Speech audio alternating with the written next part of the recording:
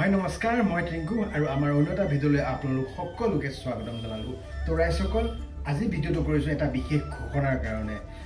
আৰু ঘোষণাটো হৈছে যে আপোনালোকে ইতিমধ্যে জানে যে আমাৰ এখন দোকান আছে, যিখন দোকানত আমি mobile accessories, gift item, cosmetic item এইবোৰ ইত্যাদি ডিল কৰোঁ। ইয়াৰ মাজতে আপোনালোকৰ আশীৰ্বাদত আমি আৰু এটা আইটেম সংযোগ কৰিবলৈ সক্ষম হৈছোঁ আৰু আপোনালোকৰ আশীৰ্বাদ থাকিলে আমাৰ বিশ্বাস যে আমি এই আইটেমটোক আৰু অধিক ডাঙৰ কৰি লৈ যাবলৈ সক্ষম হ'ম। আৰু সেই আইটেমটো হৈছে কি জানেনে?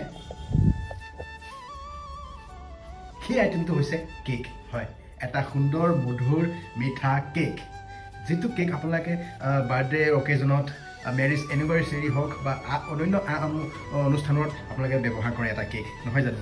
বিভিন্ন সময়ত বিভিন্ন কাৰণত বজাৰৰ পৰা আনিব গ'লে কেতিয়াবা সেই কেকটো সোৱাদ লগা নহ'ব পাৰে বা আপোনালোকৰ মন পচন্দৰ নহ'ব পাৰে, কিন্তু আমাৰ ইয়াত সম্পূৰ্ণ আপোনালোকৰ কথা ভাবি সম্পূৰ্ণৰূপে ঘৰুৱাভাৱে প্ৰস্তুত কৰা হয় আৰু একদম ধুনীয়া কেক বনোৱা হয়। 1 তলা 2 তলা pastry cakes, chocolate cake, vanilla cake, strawberry cake, black forest, mango, banana, মানে সকলো ধৰণৰ ফ্লেভাৰৰ পাই যাব।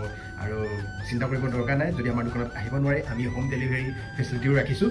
হোম ডেলিভাৰী বুলি কওঁতে অনলি প্ৰথম অৱস্থাত আমি নগাঁও লোকেল এৰিয়াখিনিকে সামৰি লৈছোঁ। যেতিয়া ডাঙৰ হ'ব তেতিয়া দেখা পাবা। তো আৰু লগতে এটা কথা কৈ দিওঁ যে কেকটো আপোনালোকে অৰ্ডাৰ কৰিব লাগিব, ৰেডিমেড নাপায়। যদি ৰাতিপুৱা অৰ্ডাৰ কৰে এদিন সন্ধিয়ালৈ পাই যাব। তো এনেকুৱা ধৰণৰ কাহিনীবোৰ এটা সুযোগ আমাকো দিয়ক। কিমানৰ বজাৰৰ কেকবোৰ খাই থাকিব, কেতিয়াবা ঘৰুৱাভাৱে প্ৰস্তুত কৰা কেকো খাই চাওক, নহয় জানো?